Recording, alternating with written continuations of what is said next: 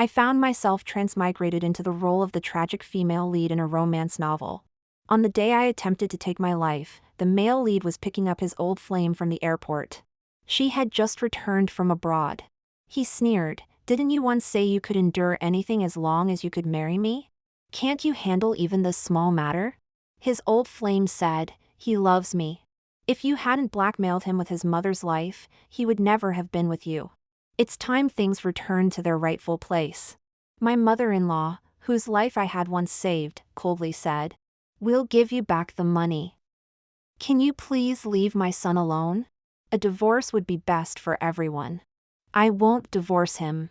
Because he's about to die." Ding! This novel reminds you to click the subscribe button in the bottom right corner to read the complete novel. When I awoke, I was lying in the bathtub. Blood was everywhere. My phone was on speaker, and a man's angry voice came through. "I'm home. Where are you again? Is this drama of yours fun?" I hung up and dialed 999. When I regained consciousness, I was in a hospital room. The doctor said, if we'd been 5 minutes later, we couldn't have saved you. Fortunately, your will to live was strong. "Yes, I know," I replied. I had been transported into a tragic romance novel. The female lead, Cecilia Murphy, was hopelessly in love with the male lead, Adrian Patel. Under his prolonged emotional abuse, she developed depression with severe suicidal tendencies. Tonight, Adrian was hosting a grand welcome party for his old flame, Mandy, who had returned from abroad. Cecilia, feeling overwhelmed, had asked him to come home. He had ignored her cry for help first. Her life was supposed to end today. Of course, not anymore. "Your phone keeps ringing. It's saved as husband. We've notified your family. He's on his way," the nurse informed me. "Not important." "How's the baby?" Cecilia had been pregnant when she attempted to kill herself. The fetal heartbeat stopped briefly, but thankfully, the baby's will to live is as strong as yours. It's out of immediate danger for now. We'll have a detailed report shortly. Thank you. A moment later, a man in a suit burst through the door. Seeing my bandaged wrists, he frowned his handsome brow. "This act again? Cecilia, if you're so keen on dying, why haven't you succeeded yet? You're still alive, so I'm in no rush," I calmly looked at him. "I'll send you on your way first, Adrian." In the original story, after Cecilia's death along with their unborn child, Adrian suddenly seemed to fall in love with her. Full of belated regret. All sorts of delayed affection. A year later, Adrian passed away from stomach cancer. A year isn't long. "I can wait." Adrian had never heard such venomous words from Cecilia's mouth before. He was stunned. "I was just meeting up with an old classmate." Is that so wrong? His so-called old classmate was his old flame, Mandy Fox. Of course, I didn't mind. The desire to kill someone can't be hidden. Whatever you do, I want you dead. Who you meet or what you do doesn't matter much. Adrian shook his head in disbelief. "Cecilia, have you gone mad? Always talking about death, don't drag others into it. How dare you speak like that? She's a depression patient, and you keep mentioning death. How is that any different from attempted murder?" The doctor scolded him, then turned to me gently. "Here's the report. The baby is fine. You both have strong survival instincts. Mother and child are safe. You're pregnant?" Adrian was shocked, then his face turned cold. "I said I didn't want children. We always used protection." "Did you tamper with the condoms? The best contraception is abstinence. Don't you know that? Or are you suggesting I deliberately raped you? If so, go to the police. Report me for marital rape." Cecilia had always been a gentle, quiet woman. This was the first time Adrian had faced such a sharp-tongued version of her. He was furious. "You're being unreasonable. A man with a dull tongue makes arguments boring. Nothing but a pretty face, utterly annoying." I picked up my blanket to sleep, wondering what the original Cecilia ever saw in him. Adrian stared at my back. Just then, his phone rang. Mandy's voice could be faintly heard. Adrian, I'm drunk. I don't know how to get to the hotel. Adrian glanced at me. It's not convenient tonight. It's perfectly convenient. Get lost, I interjected. Tonight, Adrian was supposed to be with Mandy anyway, while Cecilia was meant to listen to her own blood draining away. Haven't you had enough of this drama? Adrian always spoke to me with irritation. You're so hard to please. When I clung to you, you found me disgusting. Now that I don't want to see you, you're sticking to me like glue. What's this? Have you fallen in love with me? Adrian glared at me fiercely before storming out. Not long after, he returned with a folding chair, set it up beside me, and lay down without a word. I spent some time in hospital, with Adrian Patel keeping a cold face while caring for me. One day, I went for my psychological therapy session. The attending physician, Dr. Wright, talked with me for a while, then ordered a complete set of organic lesion tests and a new psychological assessment. Looking at my reports, he seemed to witness a medical miracle. Your depression, it's cured. Both the psychological measurements and examination results are very healthy. When depression patients first develop symptoms, it's often due to an obsession with a particular goal, leading to narrowed attention, accumulated frustration, and eventually self-attack and self-loathing.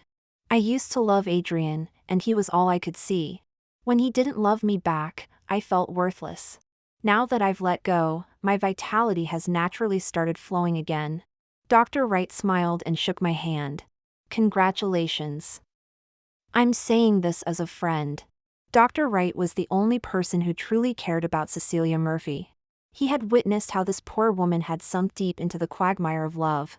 All her efforts had sunk like a stone into the sea. The most sincere emotions yielded nothing but harm. So what are you planning to do now? Divorce him? No divorce, I said, curling my lips.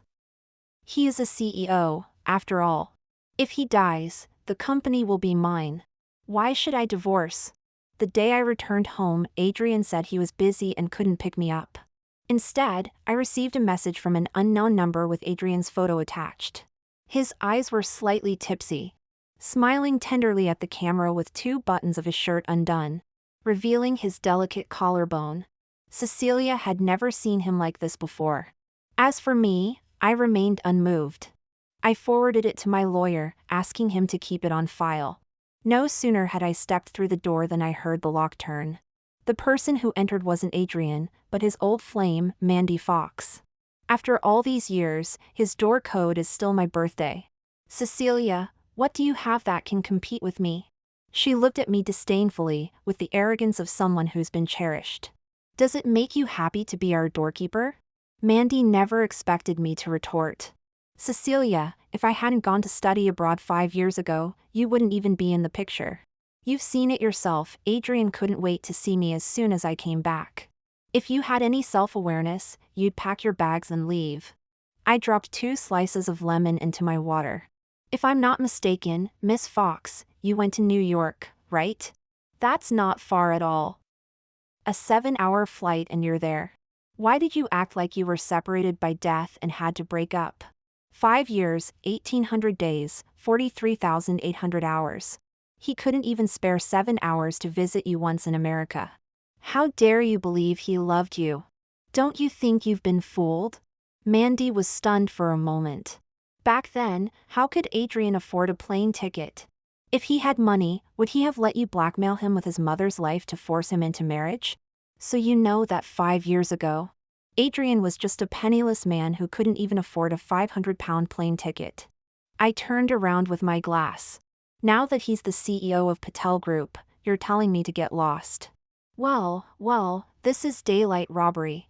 As soon as I finished speaking, police sirens sounded outside. Mandy frowned. You called the police? I raised my glass to her. When faced with robbery, any normal person would call the police.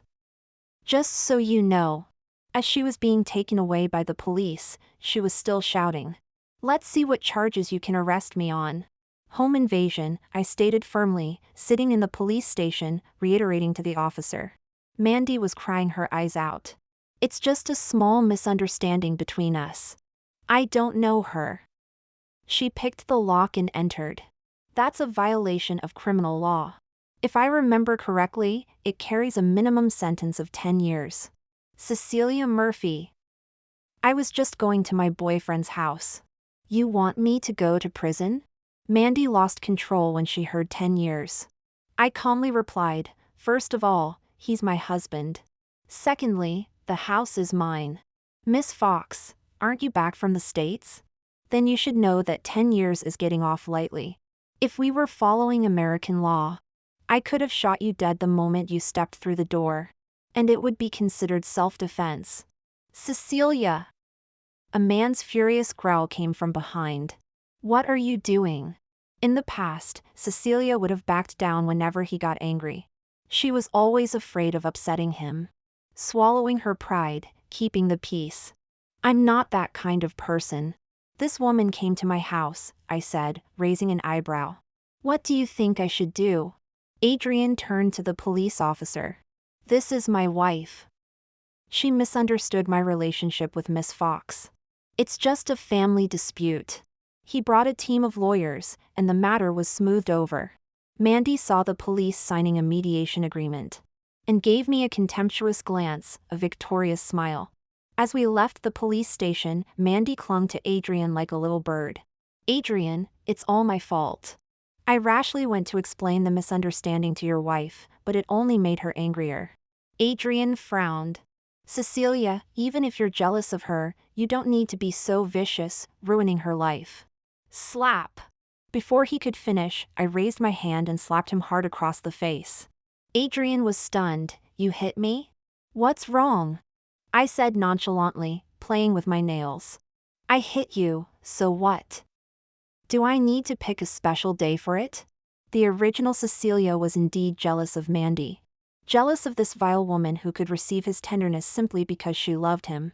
But I don't have such a saintly heart. Do you know where you went wrong, I gripped his chin. I don't care how many women you have, I've always turned a blind eye to your affairs. But this stupid woman, whether she's number 5 or 6 mistress, has danced right in front of me. You can't even control a mistress, how useless are you? Mandy was shocked, her voice trembling. What do you mean by number 5 or 6? She looked at Adrian, seeing him staring intently at me, she came to her senses. How can you treat Adrian like this? You actually hit him. Have you no class? She rushed forward with her hand raised high. Adrian caught her wrist. Another loud slap. Before Adrian could speak, I slapped him hard across the face again. Look carefully, this is the woman you're cheating with. She was about to hit your wife. Is this the kind of uncouth, ignorant woman you like? I respect your preferences. But please don't let her out to embarrass herself and disturb the peace. I patted Adrian's bruised face, calmly putting my black leather gloves back on.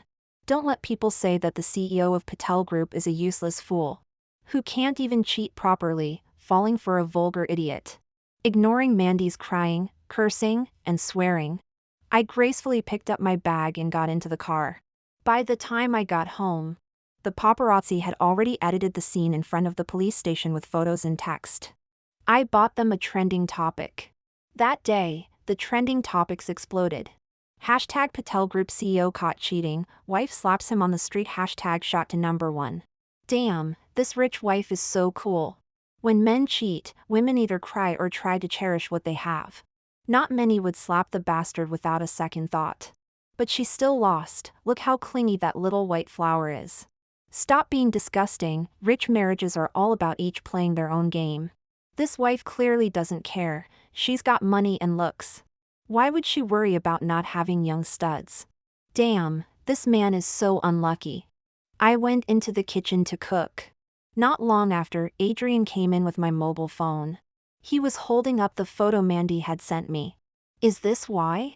I thought you hated it when I looked through your phone. I said coldly as I continued cooking. Don't touch my things in the future. Adrian suppressed his anger. This was from the class reunion the other day. I had a bit to drink, and everyone was there. I'm not interested in these details. You don't need to explain to me. I leaned against the cooker, arms crossed. I only have one rule: every time she appears in front of me, I'll hit you once. My request isn't high, just keep your people in check. How long are you going to be unreasonable? I've already told you she and I are just. Shut up. I want to eat, don't make me sick. I sat down at the dining table with my plate. He immediately followed and sat down, but there was nothing in front of him. Where's mine? Adrian glared at me angrily. His stomach wasn't good. Cecilia had put a lot of effort into improving his health, preparing varied, healthy, and delicious meals for every sitting. I only made my own, I said, sipping my milk contentedly. Can you not sit in front of me? Your face is all bruised up, it's putting me off my food. Adrian threw his phone down and leaned back in his chair, his face ashen. Very well, throwing a tantrum, are you? I took my plate upstairs to watch some telly. The sound of pots and pans smashing came from below. Adrian hated Cecilia. Because Cecilia had said, as long as I can marry you, I can endure anything. So he often brought women home, letting her listen to their night of passion from outside the door. She would cry silently, feeling it was all her fault, that this was the punishment she deserved. On the surface, she still had to maintain the dignity of Mrs. Patel, holding together a marriage riddled with holes. In the past, when he cheated, she didn't dare say anything. If she showed the slightest sign of discomfort, it would invite his sarcasm. Didn't you say you could endure anything? If you can't handle it, then get out. Now, I simply didn't care. And that drove him mad. I turned the music up to maximum volume, eating my hot meal and watching telly in my room. Can't handle it already? This is just the beginning. A few days later, Freddie Cooper, Adrian's secretary, called me. Mrs. Patel, Mr. Patel has a stomach ache. He's asking for you to come over. I'm at the beauty salon. I'm busy, I replied. Freddie, taken aback by my refusal, hesitated. He's in quite a lot of pain. If he's not feeling well, take him to see a doctor. Why call me? I could faintly hear Adrian's voice on the other end. Freddie tried to appease me. Mr. Patel says your porridge always helps when his stomach hurts. I hung up without hesitation. What did he think Cecilia was? A chef or a miracle healer? Before I could finish my treatment, the salon manager came upstairs to inform me someone was waiting downstairs. Who is it? I asked. He says his name is Freddie and he's your husband's secretary. He seems quite urgent. What's the rush? Let him wait. I finished my massage, applied light makeup, and leisurely made my way downstairs. Freddie was standing there, looking disheveled. As Adrian's lackey, Freddie was an expert at reading people. When Adrian treated Cecilia coldly, Freddie followed suit and bullied her. Whenever Cecilia had to deliver something, he would deliberately make things difficult. Once, when Adrian was enjoying himself with some women in his office, Freddie told Cecilia outside, Mrs. Patel, one must learn to read the situation. Mr. Patel is indeed hungry, but he doesn't want to eat your food. If you go in there and make a scene, it won't do anyone any good. It will only make him despise you more. With that, he threw Cecilia's lovingly prepared lunchbox into the bin. That's all, Mrs. Patel. You can go now. It was pouring rain that day. Cecilia was in a daze on her way back and got into a car accident. That's how she lost her first child. The once high and mighty Freddie now looked as pitiful as could be. His clothes were splattered with leftovers, and even his hair was greasy. Well, Freddie. What happened to you? I asked, gracefully descending the gilded handrail. Freddie's eyes lit up when he saw me.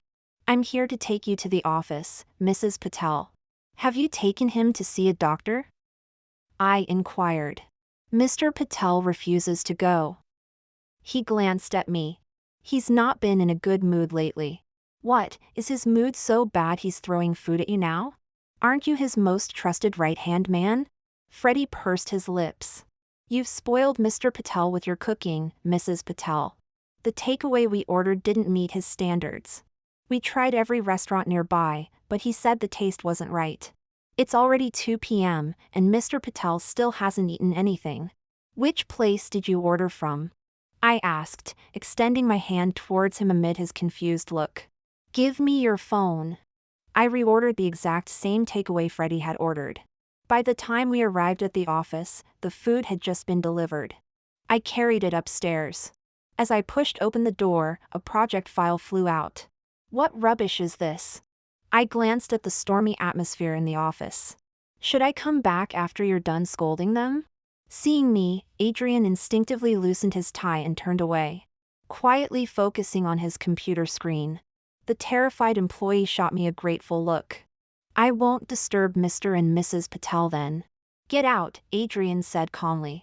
I placed the takeaway on the desk and threw myself onto the sofa, busying myself with my phone. Adrian immediately noticed something was off. Takeaway? I was at the beauty salon, I replied. I don't like eating this stuff, Adrian said coldly.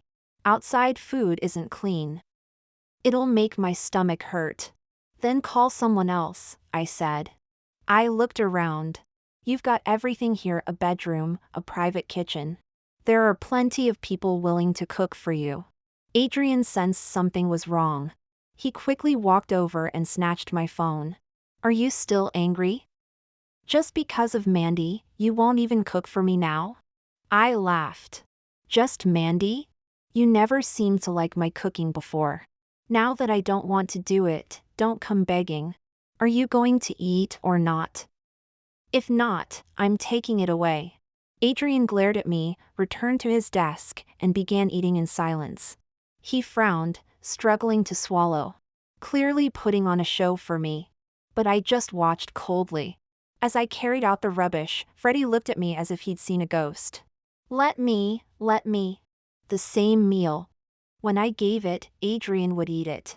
This was a scenario Freddie had never imagined. I said flatly, from now on, order takeaway for him every day at lunch. But tell him it's from me. Freddie's gaze changed, becoming reverent. Although Mr. Patel has had his fair share of women over the years, I can see that you're the only one in his heart, Mrs. Patel. I couldn't help but laugh. Don't say such flattering things. It's not funny, just nauseating. Even at this point, Adrian only cared if Cecilia had cooked for him or not. Not thinking about whether her wrists hurt from her suicide attempt, or if she could even lift a pot. This isn't what you call having me in his heart. Cecilia had put him on too high a pedestal. He was used to not seeing her, yet also used to her being everywhere. A fortnight later, Adrian's mother, Mrs. Patel, was celebrating her birthday, and Adrian had arranged a lavish dinner party for her. I initially didn't want to attend, but hearing that many of the capital's elite would be there, I decided to make an appearance. Dealing with the old lady was already unpleasant enough. To my dismay, I saw Mandy standing beside her. Talk about adding insult to injury. Mandy was dressed demurely, sitting in my place. As soon as she saw me, she stood up. I'm sorry, Cecilia. I just wanted to chat with Mrs. Patel. We haven't seen each other in ages. You stay right here, dear. We haven't finished our conversation yet. That flat I'm living in now, you liked it, didn't you? I'll transfer it to your name soon. The old lady didn't even glance at me, instead holding onto Mandy's hand. She was wearing a bracelet. Not expensive, but supposedly a Patel family heirloom. Cecilia had always wanted it. Mrs. Patel had said she'd only part with it over her dead body. Mandy wore the bracelet, sitting back down without a care in the world. Cecilia, you saw Mrs. Patel asked me to sit here. Does it feel good, taking what belongs to others? I pulled out a chair and sat down across from them, nonchalant.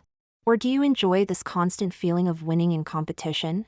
It's a sign of low self-esteem, indicating that deep down you have very little self-worth. You can only find a sense of existence through this unhealthy way. You should see a therapist. I took out Dr. Wright's business card and slid it across the table. Mandy was bewildered. Cecilia, I know you have some misunderstandings about me. But Mrs. Patel raised me, and Adrian and I grew up together. I just sat in your seat, and you're saying I'm sick. Isn't that going too far? People online say much worse things. They call you a homewrecker, destroying someone else's family, a shameless slag. But you seem fine with it, you haven't even learned to avoid suspicion. Do you enjoy being despised by everyone? That's also unhealthy, it shows that deep down you agree with and welcome these views. You have strong self-destructive tendencies and need to see a therapist. Mandy couldn't understand why I kept circling back to therapy. It was completely different from her plan to provoke me. She was both angry and frustrated, quickly glancing at the business card. Mrs. Patel tore up the card. Who are you calling a homewrecker? Who's the real homewrecker here? If you hadn't schemed to force Adrian to marry you, Mandy would be my daughter-in-law. What right do you have to criticize her? Her voice was raised. People around us started to look over. I poured myself a glass of red wine and smiled slightly. What schemes did I use, Was it the kind of scheme where I spent £1 million to save your life when you were in the ICU? By that time, Cecilia had been pursuing Adrian for 2 years. Adrian was neither warm nor cold towards her. Not particularly loving, but their relationship was peaceful. When his mother fell ill, Cecilia didn't hesitate to provide the life-saving money. But her condition was that Adrian had to marry her. As long as Adrian married her, the company would be his. And he wouldn't have to repay the money. Her intention was to show them her sincerity. She ran back and forth in the hospital, taking care of every need, attending to the old lady until she was discharged. But because her kindness came with conditions, Adrian and his mother treated her like an enemy. Mrs. Patel even saw her as a gold digger who had thrown herself at her son. She always thought her son deserved better. She snorted, "It's just £1 million. What's so great about that? Adrian has plenty of money now. He'll pay you back the million, and you'll divorce him." I swirled my wine glass. What you owe me isn't just £1 million. At that time, that money bought your life. So if you really want to pretend nothing happened, fine, you can drop dead right now, and I'll divorce him on the spot. Mrs. Patel's eyes widened. What did you say? Say that again. I lazily lifted my eyelids. You drop dead right now, I divorce him on the spot. Which word don't you understand, Mandy slammed the table, pointing at me. Today is Mrs. Patel's birthday, how dare you curse an elder like that? Have you no manners? Whether an elder deserves respect depends on the person. Usually, I put up with her lack of gratitude, taking advantage of my feelings for Adrian to act high and mighty. But today, with so many people here, so many eyes watching, she actually tries to set her son up with someone else. Is this how an elder should behave? I casually raised my glass to those around. I apologize for letting everyone witness this family disgrace. Someone was filming the whole thing with their phone. Good. I don't mind buying another trending topic. Let everyone see the true faces of this whole family. Before I could lower my raised glass, someone grabbed my wrist. Cecilia, when will you stop going crazy every time you see Mandy? Adrian pulled me up, apologized to Mom. Mom? She's not my mom. My mom wouldn't forbid me from going home for Christmas Eve. Nor would she make mince pies that make me sick every time I eat them. My mom wouldn't ignore me after I had a miscarriage. Calling you in the middle of the night to keep her company. Saying I can't have children anymore, so you should find someone else. My mom definitely wouldn't try every possible way to find out how serious my illness is. When I'm going to die, what other relatives we have, who the house will be left to. Besides, my mom passed away long ago. Otherwise, how could she be here celebrating her birthday? If Mom were here, you, Adrian Patel, wouldn't even be allowed through our front door. Let alone her acting all high and mighty because of you. Listen to what she's saying. You don't know how to discipline your wife, so I'll do it for you. Mrs. Patel, with reddened eyes, lunged forward to slap me. Just a few words, and this country bumpkin showed her true colors. Adrian called for someone to stop his mother. I tried to break free from Adrian's grip, but he wouldn't let go. In his increasingly wet gaze, I smiled, prying his fingers open one by one. Mrs. Patel, I used to show you some respect, for your son's sake. Now, I don't even want your son anymore. So you don't need to desperately cling on, pretending to be noble in front of me. I left the furiously barking Mrs. Patel and the stunned Adrian standing there, walking out of the party with light steps.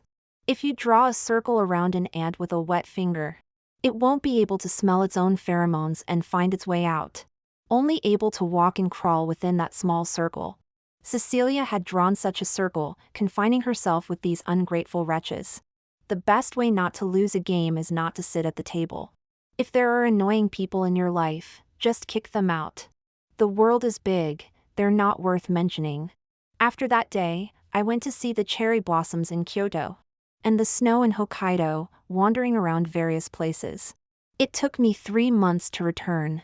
When I pushed open the door, a strong smell of alcohol hit me. The house was a mess, not looking like a luxurious home at all. Adrian was sitting on the floor, surrounded by empty bottles. Unshaven and looking pale and thin. He saw me and froze, then stumbled over, seemingly wanting to confirm something as he grasped my hand. Is it real? Am I not dreaming? He pulled me closer, gripping my shoulders. Where did you disappear to without a word for 3 whole months? I couldn't even reach you on your mobile. Oh, I went traveling. Couldn't you have said something? I thought. Adrian, you never used to inform me about anything before. Where he was going. Whether he'd be back for dinner. WhatsApp was just for show. Cecilia would send 10 messages and not get even in response. He'd ignore her for a week or 2. Then suddenly come back, complaining she hadn't prepared a tasty meal. He just wanted her to suffer, as a punishment. Weren't you the one who wanted to get married? Now you can deal with it. So my attitude was the same. Tit for tat. Adrian's gaze gradually cleared as he asked softly. You're getting revenge on me, aren't you? Is that something that needs thinking about? I laughed. It took you 3 months to figure it out. Did you drink fake booze and make yourself stupid, Mr. University Genius? Adrian closed his eyes, his eyelashes trembling. Cecilia, is this your house? It's so grand. The travel companion came in with the luggage, startling when he saw Adrian. Who's this? I had no intention of introducing him. Take the suitcase upstairs, please. I can't lift it. The young and handsome travel companion looked at the frosty-faced Adrian. His expression clearly saying, is this allowed? Who is he? Adrian's gaze turned to me. A hired travel companion. So for these 3 months, you've been fooling around with him? I just needed someone who speaks Japanese. He was the most expensive with the best service. Should I not choose a young, handsome, sweet-talking graduate, but instead go for someone like you who can't even string a sentence together? And what do you mean by fooling around? I think you should know better than me what that means, Mr. Patel. The travel companion took the suitcase upstairs and quickly left. He didn't want to get involved in the argument. I had just finished taking a shower when Adrian pulled me onto the bed as I came out. With reddened eyes, he asked me, Cecilia, has he touched you? I almost laughed. What right did he have to ask me such a question? We stared at each other defiantly for a moment. Just when I thought he was going to hit me, he kissed me instead. A trembling, cautious kiss. Gradually becoming more passionate and intense. I sensed an uncontrollable desire. I'm pregnant, I said with disgust, turning my head away. Get out. I'm your husband, he exploded. You can sleep with any random bloke, but you refuse me? Husband? You know damn well what kind of sham marriage we've had these past few years. He paused, then mumbled after a while. I haven't gone back to my mom's. She wanted Mandy to work at the company, but I refused that too. For 3 months, I've been waiting for you at home. You didn't answer a single call, didn't reply to a single message. Impatiently, I asked, what are you trying to say? His eyelashes became wet. He lowered his head and pressed his lips to my neck. His kisses went from restrained to uncontrollable. I've missed you. A soft confession, like sleep talking. It's been so long without you. His strength was overwhelming, his body burning hot as he frantically tore at my clothes. I calmly held him back. Wait, let me get a condom. He calmed down, obediently sitting up. I reached towards my handbag on the bedside table, grabbed the taser, and zapped him. I had it on the highest setting. He convulsed and fell off the bed. With great effort, I dragged him out to the living room and tied him to a chair. I told you, I'm pregnant. Cecilia had miscarried twice for him. Her health wasn't good. I was being very careful. I took off his belt and struck him hard across the face with it. What am I to you, just a tool for your pleasure? You think you can have me whenever you want, and I should just give in? What's wrong with embracing my own wife? You've embraced more than just your wife. I don't have any other women anymore. I slapped him backhandedly. Where were you earlier? You think you can just turn over a new leaf whenever you want? Cecilia! It was just casual with them. You don't know how people called me a kept man behind my back when you forced me to marry you. His face was covered in blood and tears as he cried to me. Furious, I raised my hand to strike him again. Aren't you exactly that? Adrian Patel, aren't you just a kept man of the Murphy family? I hit him with each sentence. Adrian sat there, stunned. So you think of me that way too? I tried to reason with him. Money, I gave you. Your mom's life, I saved. The company, I handed over to you. What haven't you taken? And you still act all high and mighty in front of me? Adrian broke down. You kept saying you loved me. You said your feelings for me were genuine. But in your eyes, I'm just a plaything you bought with money? That's right, what else? Are you worthy of my true feelings? I unbuttoned my shirt, rolled up my sleeves, and paced back and forth with my hands on my hips. When I liked you, you wanted to act up. Fine, you didn't want to be a kept man, there are plenty who would. Anyway, you're getting old, and I'm bored of you. There are tons of fresh, obedient young lads out there. If you can't handle it, just leave. I'm an easy person to deal with, I never force anyone. I made a call to have Freddie come and pick up his boss. To send him back to his mom's place. His mom thinks her son is the best in the world, she'll surely treasure him. I woke up from a nap and went to see my therapist. Depression acting up again? Dr. Wright glanced at the wounds on my hand. It does require a repeated process of healing. It's not from self-harm. I accidentally hurt myself while hitting Adrian. He stopped writing and looked at me in shock. I hit him, I licked my lips. I couldn't hold back anymore. Used a belt. Dr. Wright nodded, horrified. And I felt, not bad about it. That absolute sense of dominance and control. And Adrian's pale, tear-stained face. It all stirred up a sadistic desire deep within me. He didn't fight back. He wouldn't dare. I'm pregnant. I'm only 3 months along. He wouldn't risk any real conflict now that could make things even more irreparable. It's not just Cecilia's death that frightens him. Leaving can do that too. I have nothing to fear. Based on your description, his parents divorced when he was young and he grew up in poverty. So he's particularly sensitive about money. The fact that you financially supported him makes it difficult for him to face his own feelings, causing strong aversion and resentment towards you. But this doesn't mean he has no feelings for you. On the contrary, I think his love for you is as deep as his hatred. I mused, are you trying to reconcile us? No, I'm just telling you that if you have the urge to abuse him, it's not your fault, he said. Love is the highest authority one person bestows upon another. When you loved him, he also did whatever he wanted to you, testing your limits without restraint. Because he has an avoidant attachment disorder. He's not used to normal relationships and doesn't know how to maintain one. He can only keep hurting you, using your pain to repeatedly confirm your love.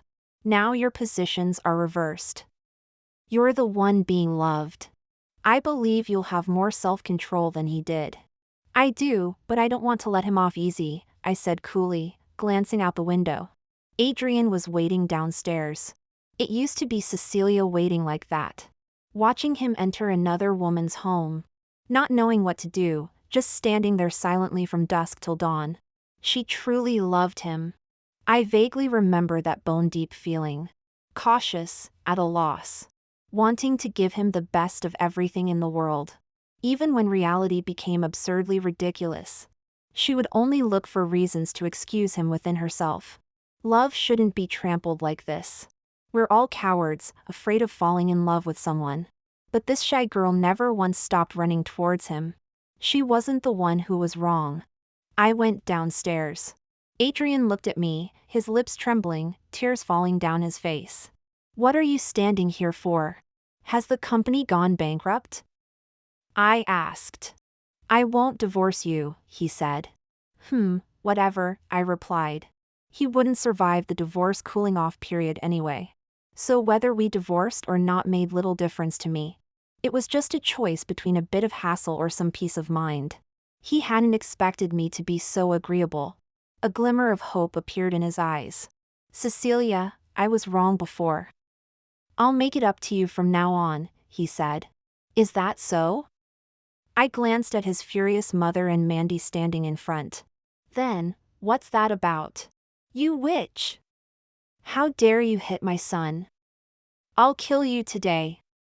Mrs. Patel screamed. Adrian shielded me behind him.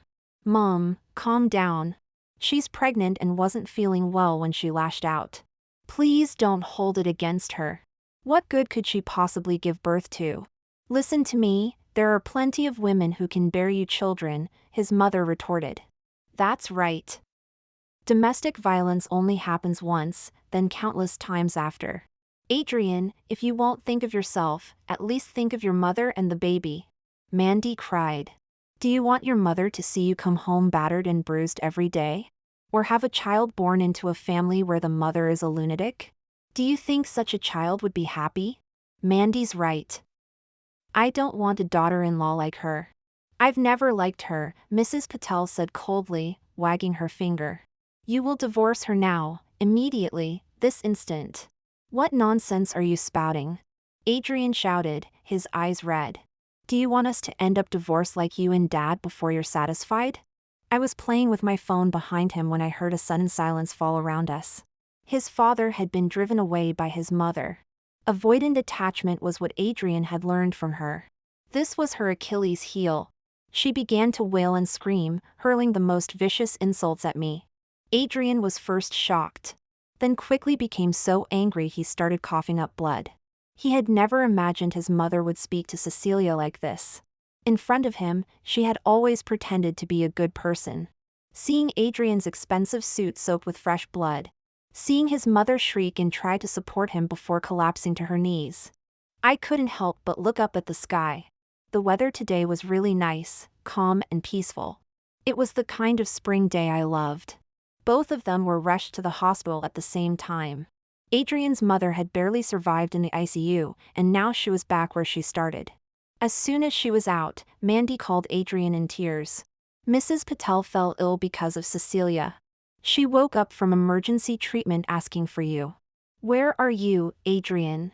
Adrian replied weakly, "I'm still undergoing tests." "Get her a caregiver. Won't you come see us? She's your mother. Or is it like Mrs. Patel says, you've forgotten your mom now that you have a wife?" I was peeling an apple beside him. "Do you want me to go check on her?" "No need," Adrian said, putting down the phone tiredly. He had already received his test results. He could barely hold on himself, let alone deal with those two. "The doctor says I don't have much time left," he glanced at my belly. "I wonder if I'll get to see the baby. You've had 2 children before. You didn't let either of them be born." "I wasn't indifferent," he said, his face pale, looking at me longingly. "The first time you told me you were pregnant, I spent all night looking up names in the dictionary. I thought we'd call a boy Josh and a girl Ruby. The second time, I hoped it would be twins so we could use both names.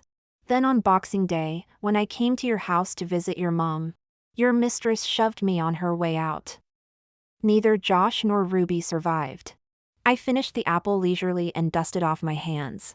"Adrian, I probably won't be coming back after this. Goodbye." I left his room and walked to the end of the hospital corridor, pushing open a door.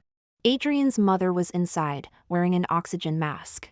Even so, when she saw me, her eyes bulged with rage.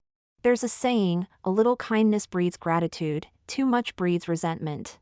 Some people in this world harbor a confused hatred and vile malice. Your son won't be coming anymore. He has late-stage stomach cancer, just like you. He's lying in bed, in terrible pain. She struggled to hit me, but I stepped back. Even now you can't tell right from wrong. You're just a confused tumor, poisoning everything around you. No wonder the child of a madwoman is so pitiful, young, but his life is already forfeit. She thrashed a couple more times before collapsing. The machines by her bed went haywire. Doctors and nurses rushed over.